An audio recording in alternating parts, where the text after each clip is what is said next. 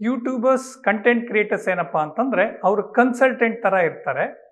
Income tax ಅಲ್ಲಿ ಏನಪ್ಪಾ ಅಂತಂದ್ರೆ ಎರಡು ರೀತಿಯ ಇದಿದೆ, ಪದ್ಧತಿಗಳಿದೆ. ಅಂತಂದ್ರೆ ನಿಮ್ಮ ಆದಾಯ 2 ಕೋಟಿಗಿಂತ ಕಡಿಮೆ ಇದ್ದಾಗ ಏನಪ್ಪಾ ಅಂತಂದ್ರೆ ನೀವು ಖರ್ಚು ವೆಚ್ಚ ಮಾಡೋದನ್ನ ಇಡೋ ಅವಶ್ಯಕತೆ ಇಲ್ಲ. 50% ಆದಾಯವನ್ನ, ಅಂದ್ರೆ ನಿಮಗೆ 2 ಕೋಟಿ ಆದಾಯ ಇದೆ ಅಂತಂದ್ರೆ 1 ಕೋಟಿ ಆದಾಯವನ್ನ ನೀವು ಆದಾಯ ಅಂತ ಘೋಷಿಸಿ ತೆರಿಗೆ ಕಟ್ಟಿದ್ರೆ ನಿಮಗೆ ಯಾವುದೇ ಲೆಕ್ಕಪತ್ರಗಳನ್ನ ಕೇಳೋದಿಲ್ಲ. ಆದರೆ ನಿಮ್ಮ ಆದಾಯ 2 ಕೋಟಿಗಿಂತ ಜಾಸ್ತಿ ಇದೆ ಅಂತಂದಾಗ ನೀವು ಲೆಕ್ಕಪತ್ರಗಳನ್ನು ಇಡಬೇಕಾಗತ್ತೆ, ಅಕೌಂಟ್ಸ್ನ ಮೇಂಟೈನ್ ಮಾಡಬೇಕಾಗತ್ತೆ.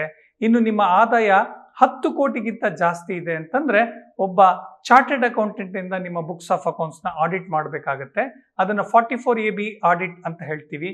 ಆ ನಿಮ್ಮ ಲೆಕ್ಕಪತ್ರಗಳನ್ನ, ಬ್ಯಾಲೆನ್ಸ್ ಶೀಟ್ಸ್ ನ ಚಾರ್ಟೆಡ್ ಅಕೌಂಟೆಂಟ್ ಅದನ್ನ ಸರ್ಟಿಫೈ ಮಾಡಬೇಕಾಗತ್ತೆ. ಫೈನಾನ್ಷಿಯಲ್ ಪ್ಲಾನಿಂಗ್ ಅನ್ನೋದಕ್ಕೆ ಏಜ್ ಅನ್ನೋದಿಲ್ಲ.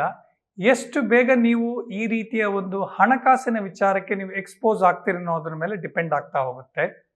ಇತ್ತೀಚಿನ ದಿನಗಳಲ್ಲಿ 18 ವರ್ಷಕ್ಕೆ ಹುಡುಗರೇನಪ್ಪ ಅಂತಂದ್ರೆ ಅವ್ರಿಗೊಂದು ಸೌಲಭ್ಯ ಇದೆ. ಏನಪ್ಪಾ ಅಂತಂದ್ರೆ ಬಹಳಷ್ಟು ಜನ ವಿದ್ಯಾರ್ಥಿಗಳನ್ನ ನಾವು ನೋಡ್ತೀವಿ, ಈ ಗಿಗ್ ವರ್ಕರ್ಸ್ ಅಂತ ಹೇಳ್ತಾರೆ. ಅಂತಂದ್ರೆ ಒಂದು ಫುಡ್ ಔಟ್ಲೆಟ್ ಅಲ್ಲಿ ಅವರು ಕೆಲಸ ಮಾಡ್ತಾ ಇರ್ತಾರೆ, ಅಥವಾ ಡೆಲಿವರಿನಲ್ಲಿ ಅವರು ಕೆಲಸ ಮಾಡ್ತಾ ಇರ್ತಾರೆ.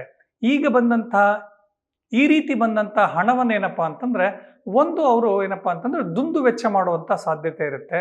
ಆದರೆ ಇತ್ತೀಚಿನ ದಿನಗಳಲ್ಲಿ ಜೆನ್ಸಿ ಅಂತ ಹೇಳ್ತೀವಿ, ಅವರಿಗೆ ಮುಂದಿನ ದಿನಗಳಲ್ಲಿ ಅವರ ಭವಿಷ್ಯ ಇರ್ಬೋದು, ಅವರ ವಿದ್ಯಾಭ್ಯಾಸಕ್ಕೆ ಇರ್ಬೋದು, ಅಗತ್ಯಗಳನ್ನ ಅವರೆಲ್ಲ ಆಲೋಚನೆ ಮಾಡ್ಕೊಂಡಿದ್ದಾರೆ. ಅವರು ಈ ಒಂದು ಹೂಡಿಕೆಗಳನ್ನ ಆ ಏಜ್ ಇಂದನೇ ಅವರು ಶುರು ಮಾಡಬಹುದು.